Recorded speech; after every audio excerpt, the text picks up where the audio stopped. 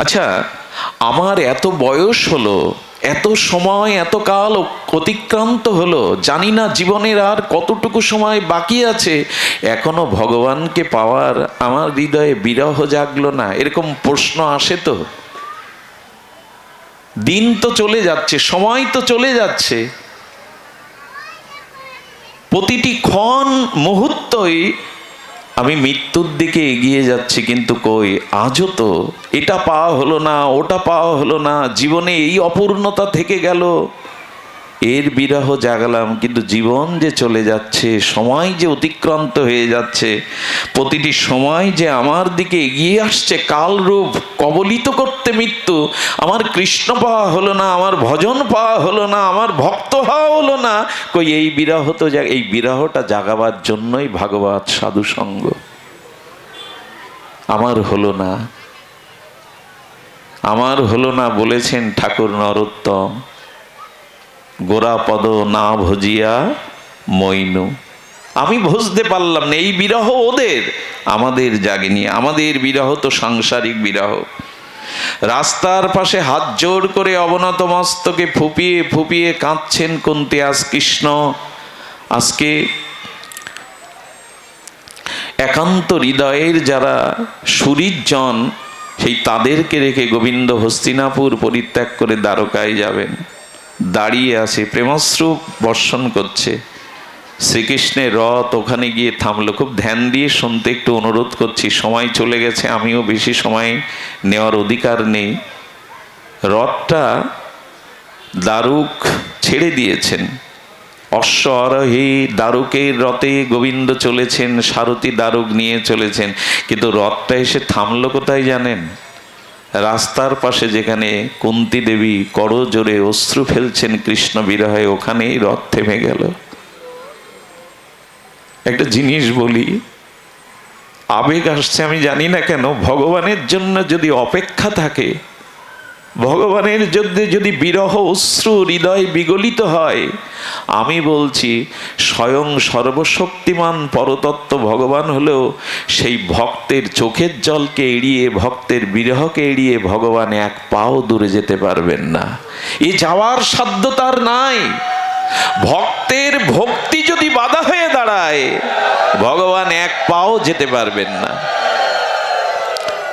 আমাদের গৌর লীলাতে আমরা দেখি, মহাপ্রভুর জন্য এক ভক্ত বৃন্দাবনে যাবেন প্রভু, তাই পথ রচনা করেছিলেন। মনে মনে প্রভুর বৃন্দাবন যাত্রায় পদ রচনা করেছেন, মণিমুক্তা দিয়ে, ফুলের পাপড়ি দিয়ে, রাস্তার দুই ধারে সবুজ বৃক্ষ রোপণ করে, আর সেখানে জলাশয় দিয়ে, পদ্ম ভ্রমর গুঞ্জন দিয়ে মনে মনে প্রভু এই পথেই যাবে রচনা করেছেন। কানায় নাটশালায় গিয়ে তার পথ রচনা বন্ধ হলো, আর প্রভু সেবার সনাতন গোস্বামীর আদেশে সেই কানায় নাটশালা থেকে ফিরে এলেন, আর যাওয়া হলো না। এর কারণ ব্যাখ্যা করেছেন, মনে মনে যদি কেউ ভগবানকে, গৌর সুন্দরকে ব্রজযাত্রার জন্য পথ রচনা করে, সেই পথে গৌর যাবে তো? আপনি মনে মনে পথ রচনা করলেন, মহাপ্রভু ব্রজে যাবে। উনি মনে মনে পথ খুঁড়েছেন, নিয়ে ইট পাথর দিতে গিয়ে চিন্তা করছেন আমার গৌর চরণ কমল যাবে, আমি কেন পাথর দেব? কি করেছে জানেন? মণিমুক্তা দিয়েছে। তারপরেও তোর মন প্রসন্ন হচ্ছে না, মণিমুক্তার উপরেই তো প্রভুর চরণ বাজবে, কমল চরণ, তো ফুলের পাপড়িগুলো দিয়ে চাদর বিছিয়ে দিয়েছে যাতে প্রভুর চরণে, কমল চরণে ব্যথা না পায়। আচ্ছা, ফুলের পাপড়ি দিতে গিয়ে আবার শক্ত অংশটাকে, কঠিন অংশটাকে বাদ দিয়েছে, যদি এটাও বাজে? প্রভু ব্রজে যাবেন এইটুখানি। কেউ কেউ হরিনাম করছে, আর হরিনাম করতে করতে প্রভুর ব্রজযাত্রার পথ রচনা করছে এই অনুরাগে প্রীতিতে। শুক্লম্বর ব্রহ্মচারী, কি প্রদ্যুম্ন মিশ্র কে হবে, শুক্লম্বর ব্রহ্মচারী, নামটা ভুল হতে পারে। তো উনি পদ রচনা করছেন, আর মাঝে মাঝে কি করেছেন, রুদ্র লাগবে, তাপ লাগবে প্রভুর তপ্ত কাঞ্চন প্রেমাঙ্গে, উনি কি করেছেন, রাস্তার পাশে বনায়ন করেছেন, বনায়ন করে সবুজ বৃক্ষ রূপায়ণ করেছেন, বৃক্ষে কোকিলের কলকুঞ্জন দিয়েছেন, আর কি করেছেন, মাঝে মাঝে পদ্ম প্রস্ফুটিত সরোবর, কল্লার ফুল ফুটিয়েছেন, ভ্রমরের গুঞ্জন দিয়েছেন, কিন্তু পথটা রচনা হলো বৃন্দাবনে নয়, এই বিহারের কানায় নাটশালা পর্যন্ত।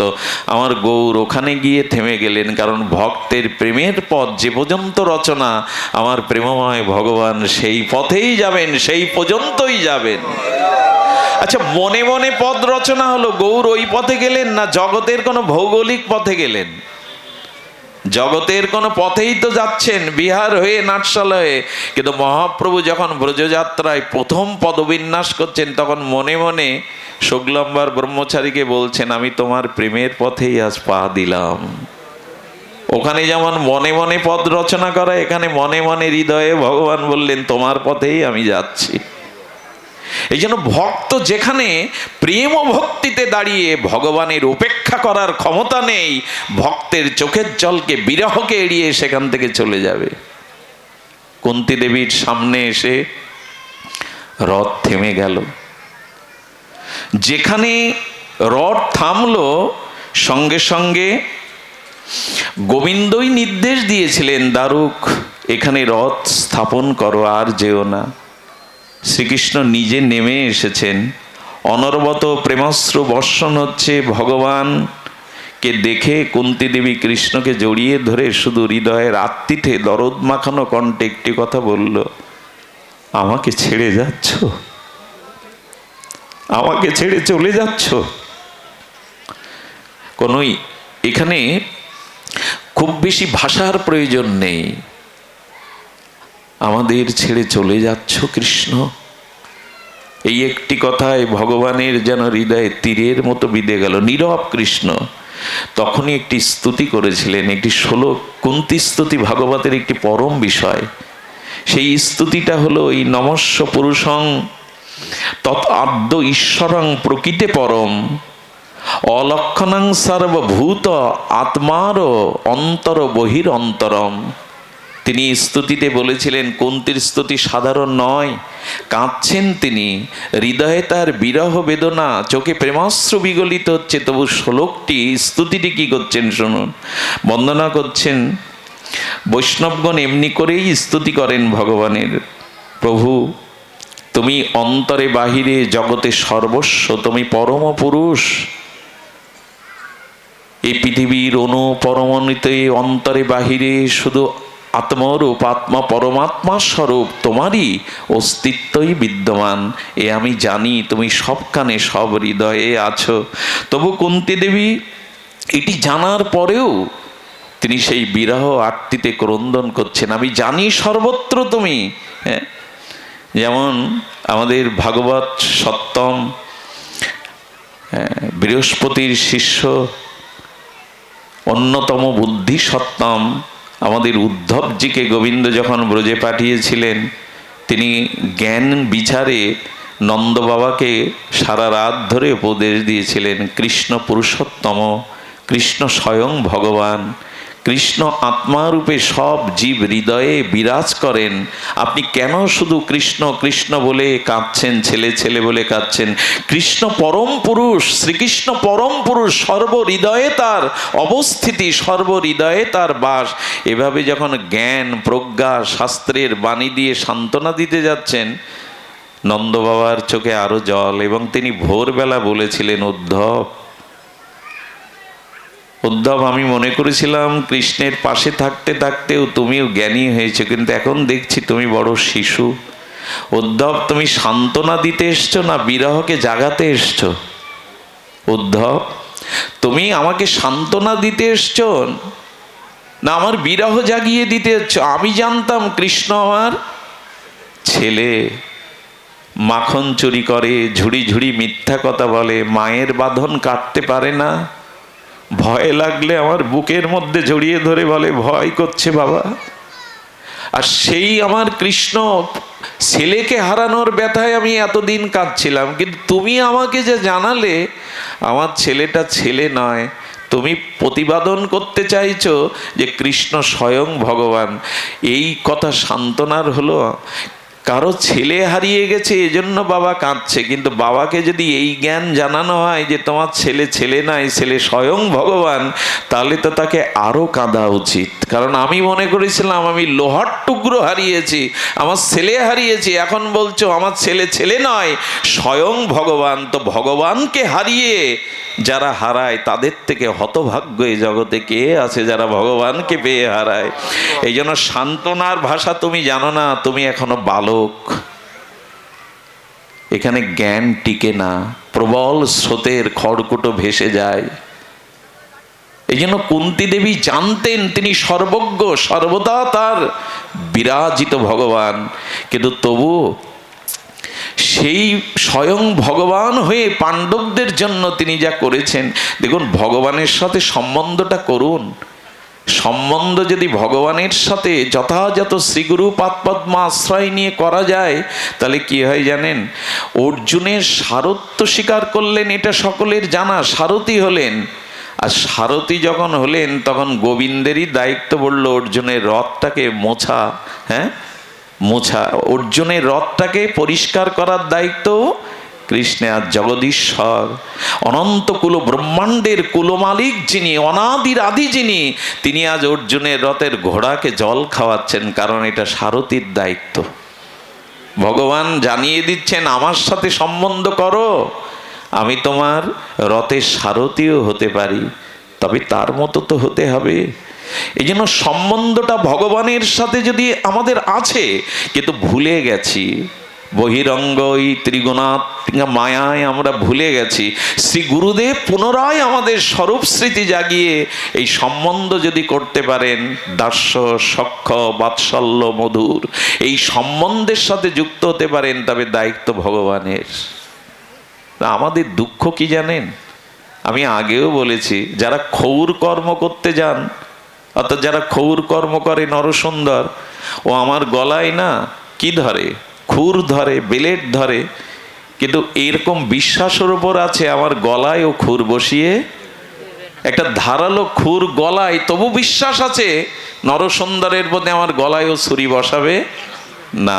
ডাক্তার যখন ওটিতে নিয়ে গিয়ে অস্ত্র আমার বুকের উপরে ধরে, তখনও আমার বিশ্বাস আছে ডাক্তারের উপরে আমার রোগ নিরাময়, আমার কল্যাণের জন্যই ছুরিটা বসাচ্ছেন আমার বুকে, এই বিশ্বাস ডাক্তারকে করি। পরিবহনে রাজধানীতে যাওয়ার জন্য ড্রাইভারের পরিচয় নেই না, বিশ্বাস করি নিরাপদে সে পৌঁছে দেবে, বিশ্বাস করি তাকে। অথচ কোথাও খেতে গিয়ে আমরা যেখানে খাদ্য কিনে খাই, সেটাও বিশ্বাস করি এই খাদ্যে কেউ বিষ মিশায়নি, এই খাদ্য আনন্দে খাই। অথচ ভগবানের প্রতি আমাদের বিশ্বাস এলো না, তিনিই আমার কুলমালিক, তিনিই আমার আশ্রয়, তিনিই আমার মঙ্গলদাতা, এই বিশ্বাসটা ভগবানের প্রতি আজও এলো না। গলায় যে ছুরি ধরে, বুকে যে অস্ত্র ধরে, তাকেও বিশ্বাস করি, কিন্তু আজও ভগবানের প্রতি বিশ্বাস হলো না। তুমি মঙ্গলময়, তুমি কল্যাণময়, তুমি আমার, এই বিশ্বাসটা আজও এলো না। তা কুন্তী দেবী কৃষ্ণের দুটি হাত জড়িয়ে ধরে তিনি কাঁদছেন, কেশব তুমি সর্বজ্ঞ সর্বাত্মা, তুমি পরমাত্মারও পরাবস্থা, সচ্চিদানন্দ ভগবান, তুমি অন্তরে বাহিরে অনু পরমাণুতে সর্বত্র সর্বদা বিরাজিত, তবু সেই ভগবান তুমি। আমি পতিহারা হয়েছিলাম জানো অল্প বয়সে, কুন্তী স্বামী হারা হয়, আমি অল্প বয়সে স্বামী হারা হয়ে না, আমার এই ছোট বালকগুলিকে নিয়ে আমি কত কষ্টে ঘুরেছি, কত অপমান সহ্য করেছি।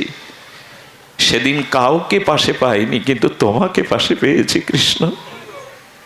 সেদিন আমি কাউকে পাশে পাইনি, আমি বিধবা হয়ে সন্তানদের নিয়ে পথে পথে ঘুরেছি, বিরহ বেদনায় দিন কেটেছে, জগতে কেউ আসেনি এগিয়ে, কিন্তু সেদিন তোমাকে পেয়েছি। মনে পড়ে কেসব, মনে পড়ে যেদিন আমার পুত্রদের ওরা বিষ খাইয়ে মারতে গেল, সেদিনও তুমি তাদের রক্ষা করেছ। যেদিন ওদেরকে পুড়িয়ে মারতে গেল, সেদিনও তুমি তাদের রক্ষা করেছ। দ্রৌপদীর বস্ত্র হরণের দিনে কেউ এগিয়ে যায়নি, আমার সতী কুলবধূর লজ্জা রক্ষার জন্য কেউ এগিয়ে আসেনি, তুমি সেদিন এগিয়ে এসেছিল। তোমার মতো প্রিয় বান্ধবকে জীবনে ছেড়ে থাকা যায়, বিদায় দেওয়া যায়? তুমি বলো। এই উপলব্ধি কুন্তির এসেছে। হরিদাস ঠাকুর জীবনে ভজন পথে উঠেছিলেন ভাগবতের একটা মাত্র বাণীর দ্বারা। সেই বাণীটি হলো, যার কেহ নাই তুমি আছো তার। হরিদাস জেনেছিল যে যার কেহ নাই প্রভু তুমি আছো তার। এই একটি বাণীর দ্বারা এই হরিদাস চলে গিয়েছিল ভজন পথে। তুমি তো আছো। এই বিশ্বাসটা আনুন ভগবানের প্রতি। এই সংসারে আমাকে রক্ষা করার কেউ নেই।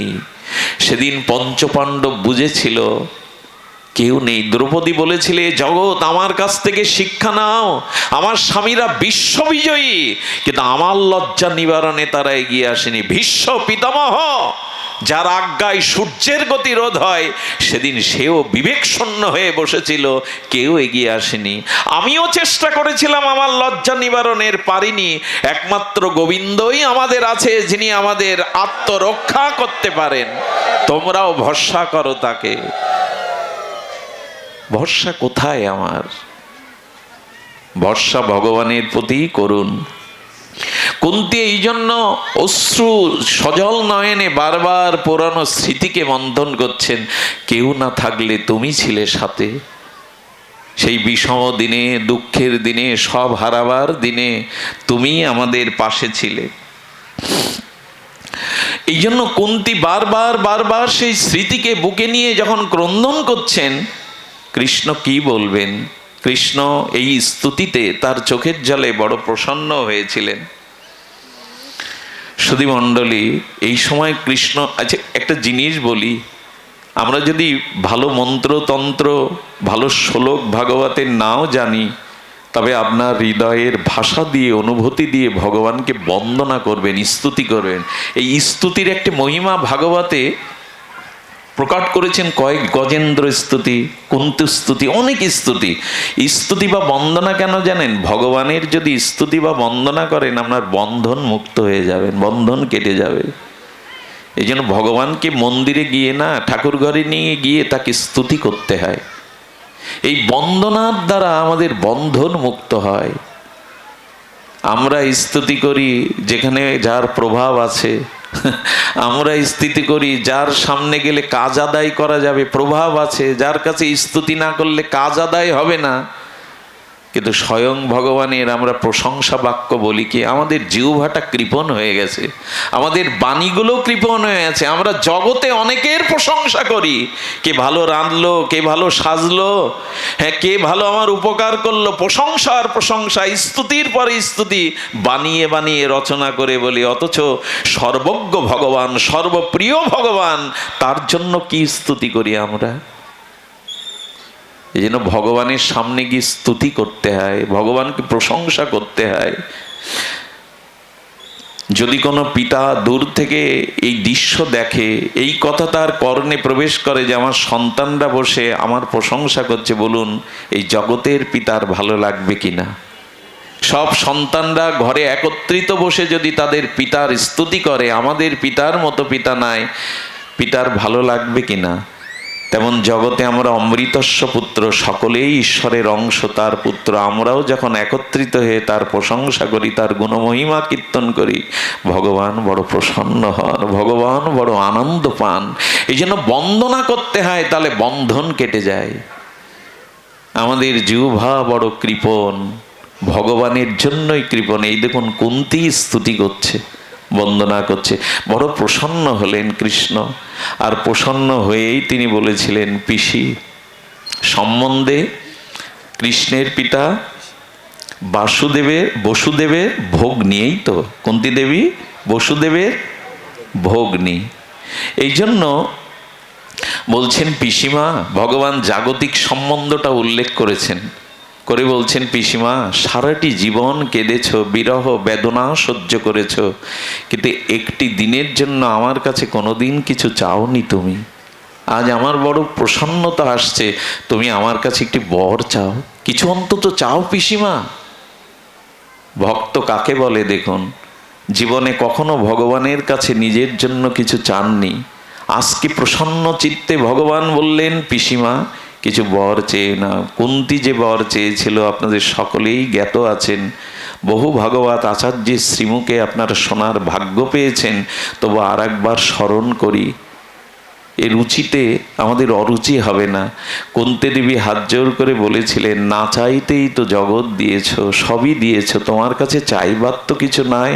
তবে যদি তোমার কিছু দেওয়ার ইচ্ছা জাগে তবে এই দাও, আমার ছেলেদেরকে রাজ সিংহাসন থেকে আবার ভিখারি করে দাও, কাঙাল করে দাও।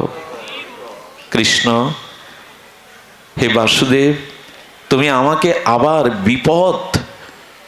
আবার বিপদের মধ্যে ফেলো। পৃথিবীতে এই বিপত্তির বর কুন্তী দেবী চেয়েছিলেন, যেটা অনুভবের বিষয়। সারাটি জীবন কেঁদেছ, সারাটি জীবন পরীক্ষা দিয়েছ, সারাটি জীবন এই দুঃখ প্রতিকূলতার মধ্যে কাটিয়ে এখন ছেলেরা সিংহাসনে বসেছে আর বনবাসের কথা বলছো, বিপদের বর চাইছো। কেন পিসিমা? আমি এটা তোমাকে দিতে পারবে না। সারা জীবন কেঁদেছ, সারা জীবন দুঃখ দহনে দগ্ধীভূত হয়েছ, আমি তোমাকে বিপত্তি বর দিতে পারবে না, ওটা চেয়েও না। কুন্তী দেবী তখন ব্যাখ্যা করছেন, কেন বিপত্তির বর চাইছি শুনবে না কৃষ্ণ? কুন্তী দেবী বলছে কেন চাইছি তা শুনবে না? তবে শোনো, আমার কাছে সেটাই সম্পদ আর সেটাই বিপদ। কোনটি? যদি তোমাকে কাছে পাই, তোমার স্মরণ হয়, সেটাই আমার সম্পদ। আর যদি তোমাকে ভুলে যাই, তোমাকে বিস্মরণ হয়ে যায়, সেটাই আমার বিপদ। তবে জগতে আমি দেখেছি, খুব নিরীক্ষণ করেছি, বিপদে পড়লে, যন্ত্রণায় পড়লে, পথহারা হলে, সেই বিপদের মধ্যে, চরম প্রতিকূলতার মধ্যে যত তোমাকে মনে পড়ে, সুখের দিনে তোমাকে তত মনে পড়ে না। তাই দুঃখটা দাও, যাতে দুঃখের সাগরে ভাসতে ভাসতে আমি হাত তুলে তোমাকেই ডাকতে পারি, তোমাকেই স্মরণ করতে পারি। কারণ বিপদটাই সম্পদ যদি তোমার স্মরণ হয়।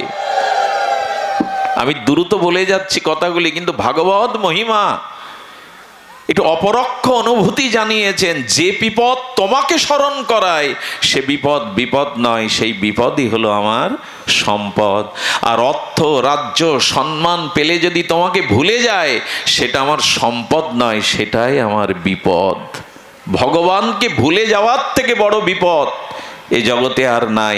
ভগবানকে স্মরণ করার নামই হলো প্রকৃত সম্পদ। কিছু মনে নেবেন না। এই জন্য ভক্তরা চিরকাল দুঃখ চায়। মার্মিক ভক্তরা, প্রেমিক ভক্তরা, তারা দুঃখকে কেন চায় জানেন? একটা জিনিস বলি, পাপ পুণ্যের দ্বারা আমাদের দুঃখ এবং সুখ আসে। পাপের দ্বারা দুঃখ আসে, পুণ্যের দ্বারা সুখ আসে।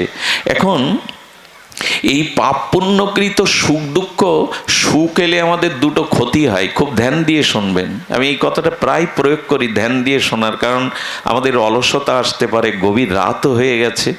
সুখ আমাদের দুটো ক্ষতি করে আর দুঃখ আমাদের দুটো উপকার করে। আবার বলছি, দুঃখ আমাদের জীবনে দুটো উপকার নিয়ে আসে, দুটো উপহার নিয়ে আসে, আর সুখ আমাদের জীবনে দুটো ক্ষতি নিয়ে আসে, বিপদ নিয়ে আসে। শুনুন তাহলে, সুখ এলে, অর্থাৎ সুখ কাকে বলে?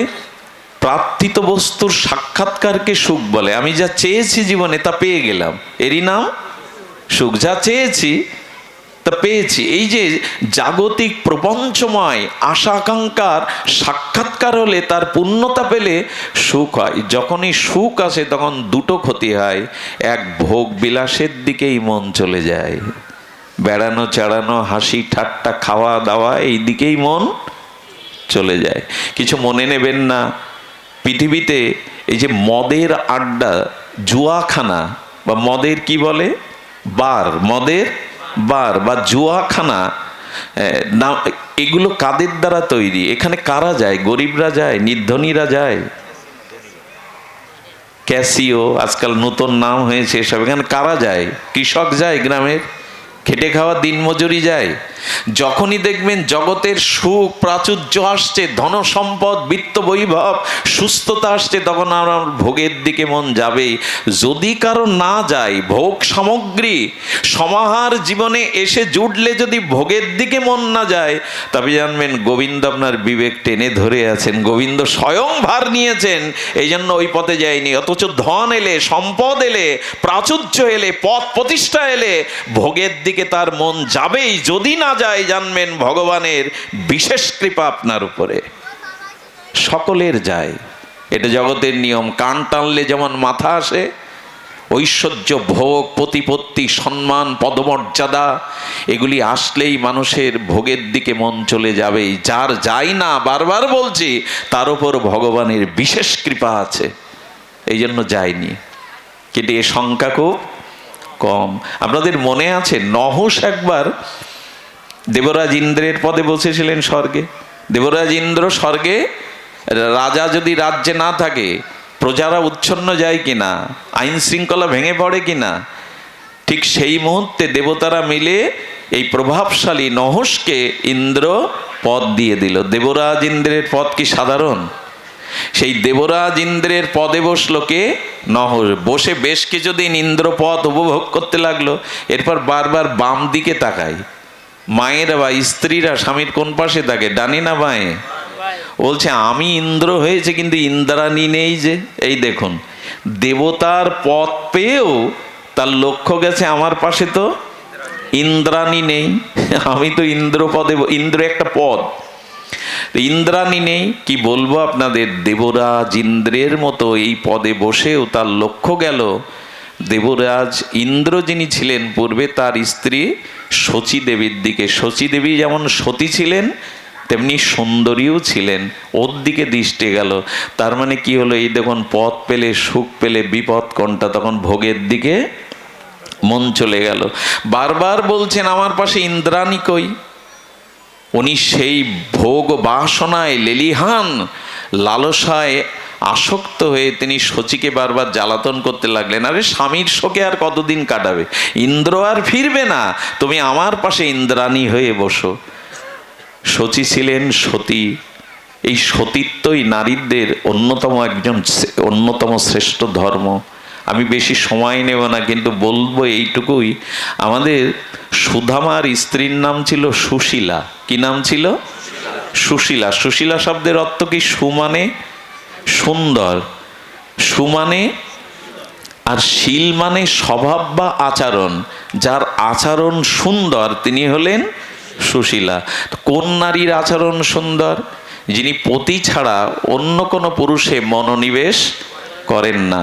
কখন করেন না? সুশীলাকে 20 বছরে একটা শাড়ি কিনে দিতে পারেনি সুদামা। কয় বছরে?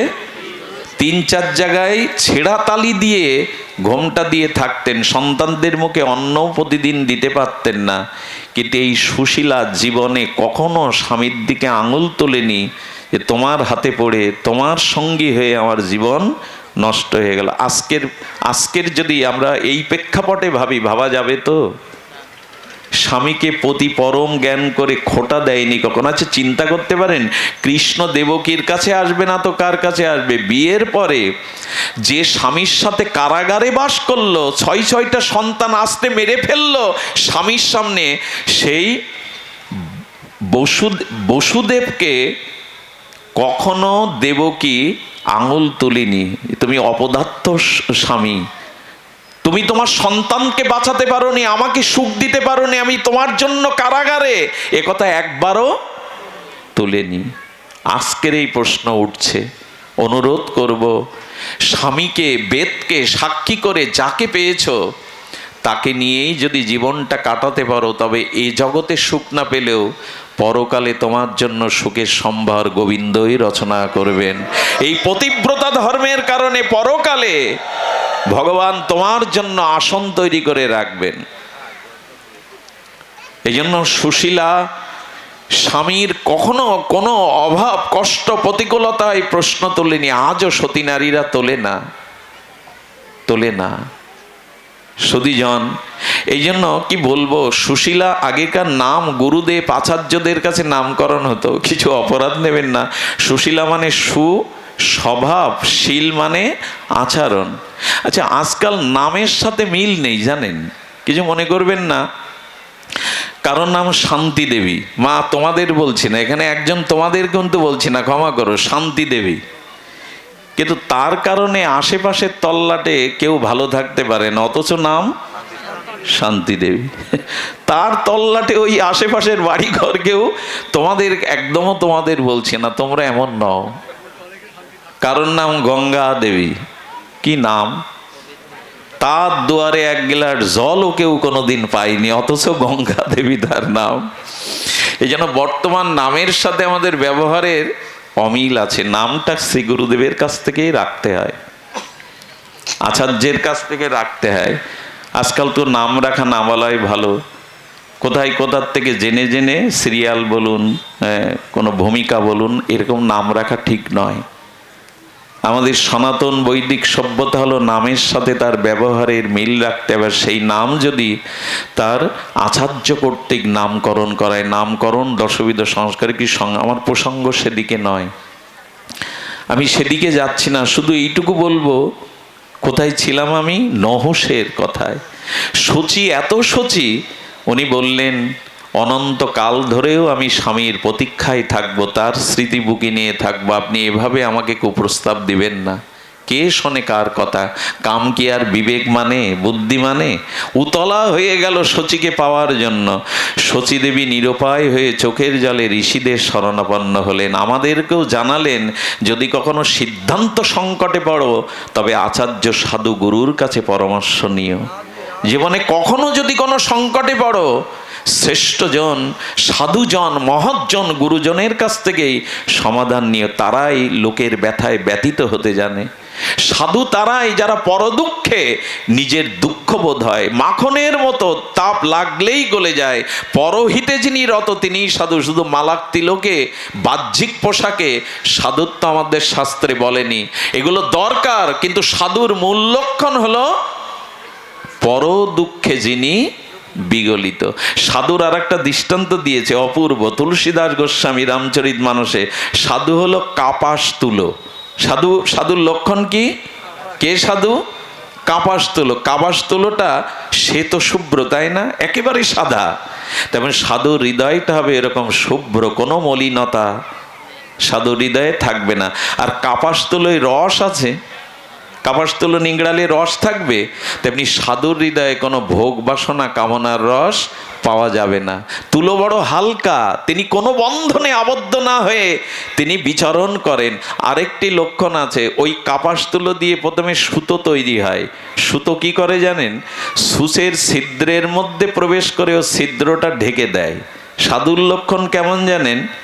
সাধুর লক্ষণ অন্যের দোষটাকে যে ঢেকে দিতে পারে, অন্যের দোষকে আলোচনা করে, সমালোচনা করে, অন্যকে ছোট না করে অন্যের দোষটাকে যে ঢেকে দিতে পারে, তারই নাম সাধু। যেমন ওই কাপাস তুলো সুতো হয়ে সূচের ছিদ্রটা ঢেকে দেয়। আমরা দেই তো, বরঞ্চ সাধু সমাজও আজ পথভ্রান্তি নেমে এসে সাধুরা এক জায়গায় হলে অন্য সাধুরা আর রেহাই নেই।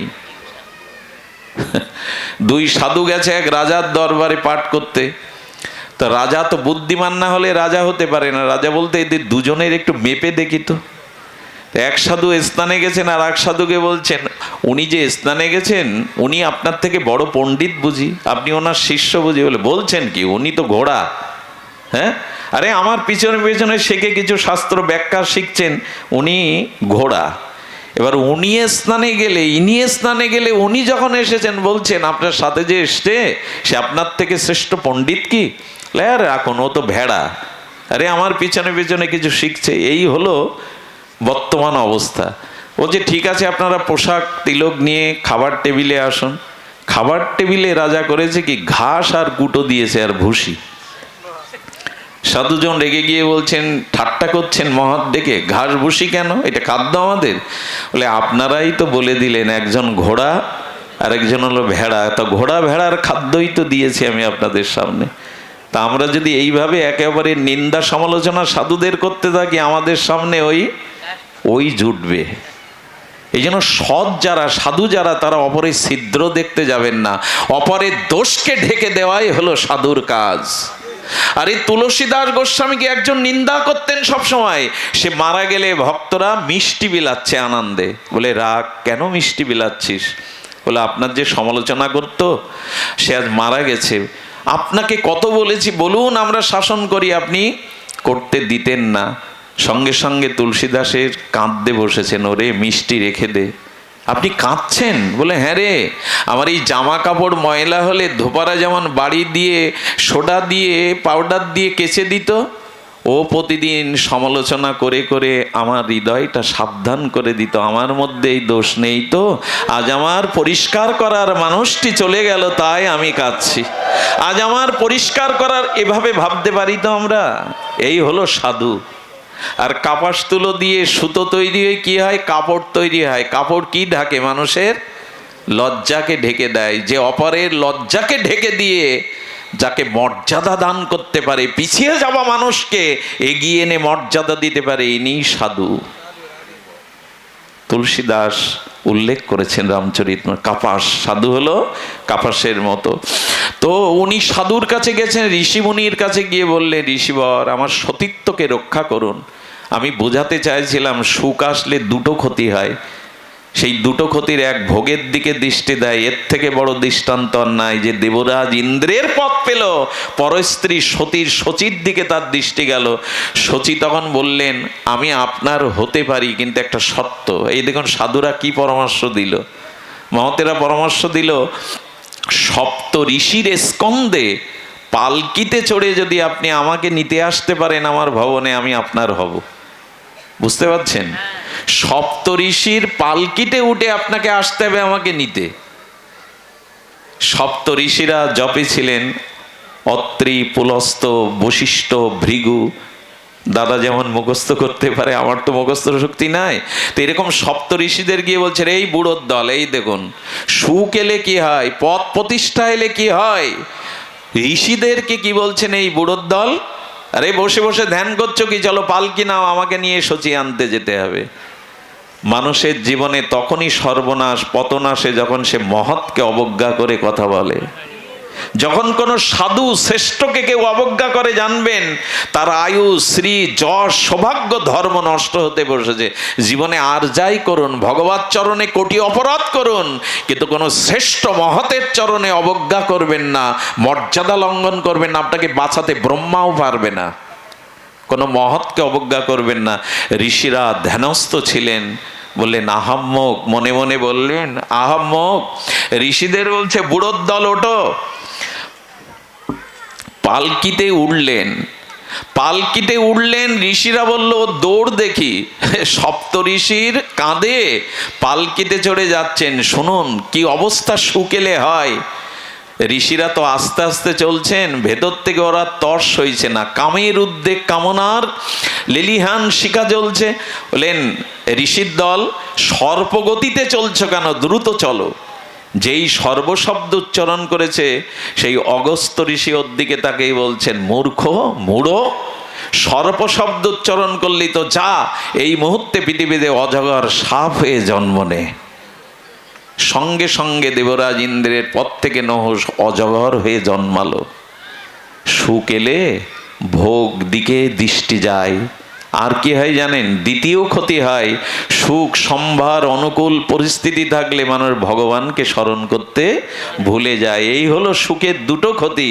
আর দুঃখ, বিপদের দুটো উপকার। প্রথমত, দুঃখ এলে, বিপদ এলে সব থেকে বড় উপকার হলো ভগবানের কথা তখন মনে পড়বে। প্রভু তুমি ছাড়া কেহ নাই। ঘা কেঁদে কেঁদে, আঘাত পেতে পেতে নিরুপায় হয়ে তখন সে ঈশ্বরের দিকে হাত তোলে, তুমি ছাড়া যে কেউ নাই। আর দ্বিতীয় কল্যাণ হয়, ভোগের দিকে তার দৃষ্টি। একজন না স্ত্রীর কানে ছিঁড়েও জোয়া খেলতে যায়, এরকম নেশা হয়ে গেছে, কিন্তু একদিন আর যায়নি, উঠানে বসে কাঁদছে যেদিন তার ছোট মেয়েটা মারা গেল। মৃত কন্যাকে রেখে ও জোয়া খেলতে যাবে, তো ওই শোক তাকে ওই নেশাও ভুলিয়ে দিয়েছে। তেমন বিপদ এলে মানুষের কি হয়, ভোগের দিকে দৃষ্টি যায় না।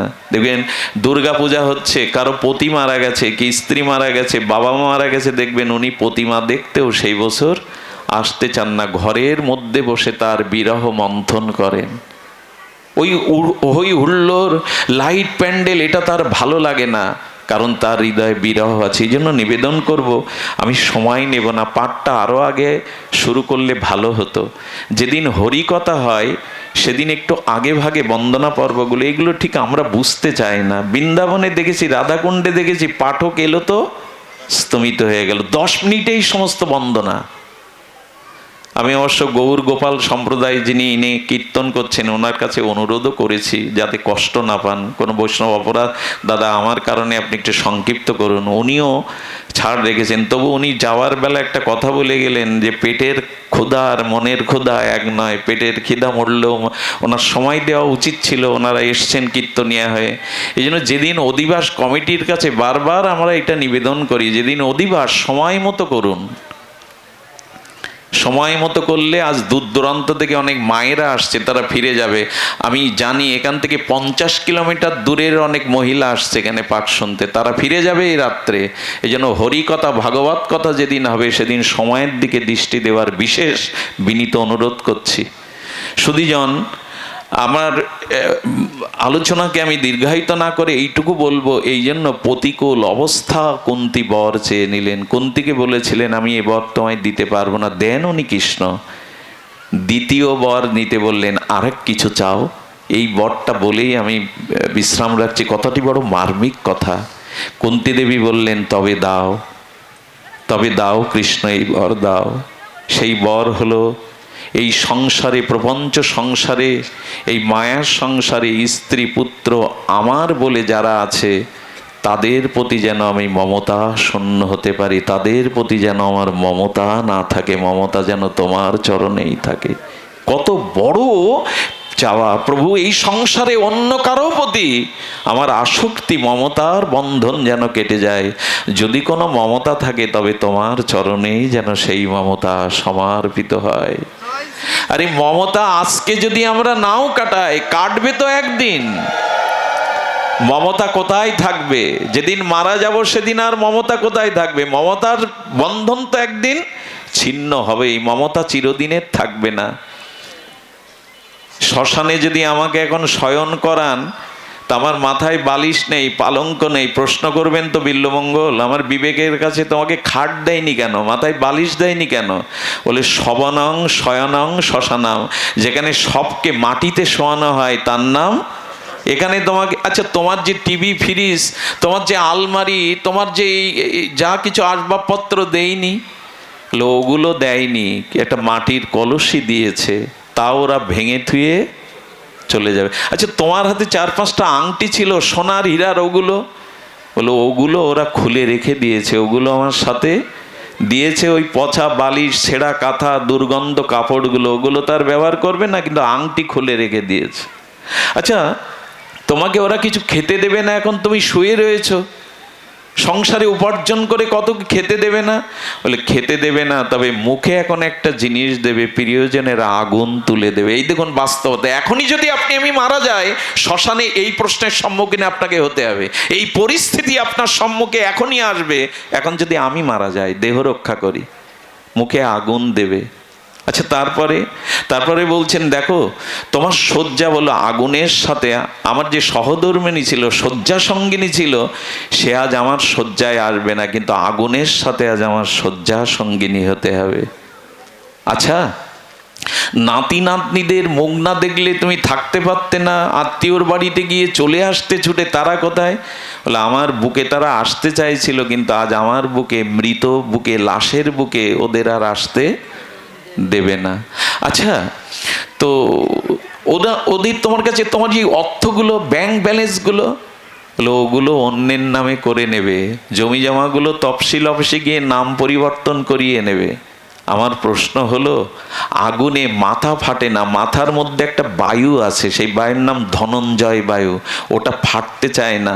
তাই যারা অন্ত্যেষ্টিক্রিয়া করতে যায় তারা বাঁশ দিয়ে মাথাটা, দেখবেন লক্ষ্য করবেন, ওই মাথার মধ্যে যে বায়ুটার নাম ধনঞ্জয় বায়ু, ওটা ফাটে না আগুনে, এই জন্য বাঁশ দিয়ে মাথাটা ফাটিয়ে দেওয়া হয়। আর সব শেষে বলা হয় চিতা দাহ ক্রিয়া করার পরে যে সবাই বাড়ি চলো, ওদিকে আর কেউ ফিরে চেয়েও না, এই বাঁধন তো এমনি করেই কাটবে। তাই এই বাঁধন আর কতদিন? যদি বাঁধনই থাকতে হয়, মমতাই থাকতে হয়, কুন্তী বললেন সংসারের সমস্ত আসক্তির বাঁধন ছিঁড়ে যেন সমস্ত আসক্তি তোমার চরণে যায়। হে গোবিন্দ, তোমার চরণে এই আসক্তি যায়। সুধী মণ্ডলী, এই জন্য একটা জিনিস আপনাদের বলেই এখানে শেষ করি, সেটা হলো যে দেখুন, জীব নিজের শরীরেরও মালিক নয়, এই শরীরের মালিক আমি নই। তার সাথে কেন মমতা আনবেন না? আচ্ছা, আমাদের সব থেকে নিকটে কে? বাড়ি, গাড়ি, স্ত্রী, পুত্র, কন্যা, কে নিকটে? আমাদের সব থেকে নিকটে কে? শরীর। শরীরই তো আমি না, শরীর আমি না, কিন্তু আমার নিকটে সব থেকে শরীর। শরীরের থেকেও নিকটে ইন্দ্রিয়, ইন্দ্রিয়ের থেকেও নিকটে আমার মন, মনের থেকে আমার নিকটে বুদ্ধি, অহংকার, আর তার থেকে সব থেকে নিকটে আত্মাই আমার সব থেকে নিকটে। সেই ভগবানকেই এখন দূরে সরিয়ে দিয়েছে, যা সব থেকে আমার নিকটে আছেন।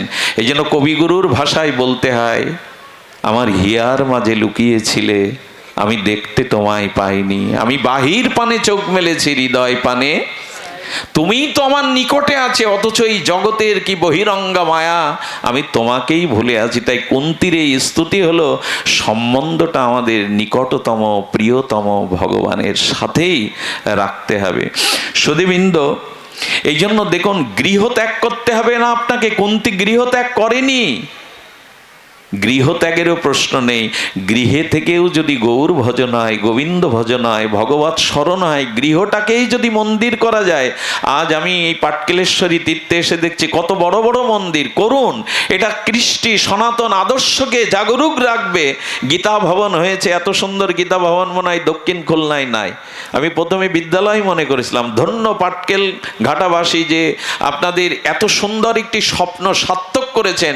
তারপর বলল, অনেক বাংলাদেশে মন্দির আছে যেখানে প্রদীপ জ্বালাবারও কেউ নিয়মিত ভগবানের উপাসনায়। মন্দির যদি করতে হয় তো গৃহটাকেই মন্দির করুন, প্রতিটি গৃহটাকেই ভগবানের শ্রীমন্দির তৈরি করুন। সকাল সন্ধ্যা ওইখানেই খোল করতাল ঝাঁঝ বাজিয়ে যে গৃহে কীর্তন হয়, সেই গৃহটা গৃহ নয়, সেটাই মন্দির, সেটাই গারস্থ আশ্রম রূপে খ্যাত। তাই মহাপ্রভু বলেছেন, গৃহে বা বনে, সন্ন্যাসী বা গৃহে যাই হোক, ভগবান স্মরণকে রেখে দাও, তাহলে সবখান থেকেই আমাকে পাবে। গৃহে বা বনেতে থাকো, সদাহরি বলে ডাকো। এই কর্তব্যই আসন আমরা নেই। এই আসরে 16 প্রহার নাম, কিন্তু বারবার খেদ ওঠে, বারবার আক্ষেপ ওঠে, হৃদয়ে বিরাহ ওঠে। আজ আসরে 56, 72, 16 প্রহার নাম হচ্ছে, অথচ হিন্দুর ঘরে সকাল সন্ধ্যা হরি নাম হচ্ছে না। হলেও বা 5 ভাগ সনাতনের হিন্দুর ঘরে হচ্ছে। যেদিন এই ঘরে ঘরে হরিনাম সংকীর্তন 10-এ 5-এ মিলে হাতে তালি দিয়ে করতে পারবো, সেই দিন মহাপ্রভুর স্বপ্ন পূর্ণ হবে, সেই দিন গৃহটাও মন্দির হবে। তাই আসর থেকে নামটা যেন আমরা গৃহে নিয়ে যাই, বাড়িতে নিয়ে যাই, আসরে রেখে যেন চলে না যায়। এই নিবেদন রেখে আমাদের আজকের হরিকথা, যেহেতু অধিবাস, মহাপ্রভুকে বিশ্রাম দিতে হবে, শয়ন দিতে হবে। 10 মিনিট একাদশী নিয়ে আলোচনা করুন। 10 মিনিট না, যিনি প্রশ্ন করেছেন তার সম্মানার্থে বলবো, একাদশীটা আমাদের করণীয় এই জন্য, যত ব্রত আছে, নদীর মধ্যে যেমন গঙ্গা শ্রেষ্ঠ, পর্বতের মধ্যে যেমন সুমেরু শ্রেষ্ঠ, সমগ্র ব্রতের মধ্যে তেমন একাদশী শ্রেষ্ঠ। একাদশীতে গুরু মহারাজ এক অভূতপূর্ব বিস্ময়কর কথা বলেছেন। একাদশীতে সকাল থেকেই শুরু হয়, কি খাবো কি খাবো না, কি নেব কি নেব না। একাদশীর মূল বিষয়টা হলো একাদশী। এইটা ভাবা যে পৃথিবীতে আমি একাই কেবল দোষী, আর কারো দোষ পৃথিবীতে কারো নেই। এই ভাবনাটাই একাদশী, যে আমি একাই কেবল দোষী, পৃথিবীতে আর কারো নিজের দোষটা অন্বেষণ করায়। একাদশী মানে ইন্দ্রগুলিকে সংযত করা। একাদশী মানে একাদশ ইন্দ্রকে ভগবানের নিকটে গমন করানো, তার ধ্যান চিন্তা অনুধ্যান, তার নাম জপ, এগুলি করা হলো একাদশী। একাদশী মানে না খেয়ে থাকা নয়। যে কাঙাল, যে ভিখারি একাদশীর দিন ভিক্ষা করেও কিছু জোটাতে পারেনি, না খেয়ে আছে, তার একাদশী হবে তো? এটার নাম একাদশী না। একাদশী হলো ভগবানের নিকটে বাস করা, তার স্মরণ মননে বাস করা। একাদশী মানে একাদশ ইন্দ্রকে সংযত বহির্মুখ থেকে অন্তর্মুখী গোবিন্দমুখী করা। আজ এইটুকু, এই যজ্ঞ ধন্য হোক, এই যজ্ঞ সফল হোক, আপনাদের শুভাগমন আমরা কৃতজ্ঞতা চিত্তে এই কমিটির পক্ষ থেকে কৃতজ্ঞতা জানাচ্ছি। যারা দূর দূরান্ত থেকে, আরও কৃতজ্ঞতা জানাচ্ছি একটু আকাশকে, আরও কৃতজ্ঞতা জানাচ্ছি দেবরাজ ইন্দ্র বরুণকে, যে বৃষ্টিটা আগে ভাগে হয়ে গেছে। ঝড় বৃষ্টি নামলে হয়তো এই সুখময় আনন্দময় আমরা আস্বাদন পেতাম না। জয় নিতাই গৌর প্রেমানন্দে। দাদা সমাপ্তি ঘোষণা করছেন। দাদা।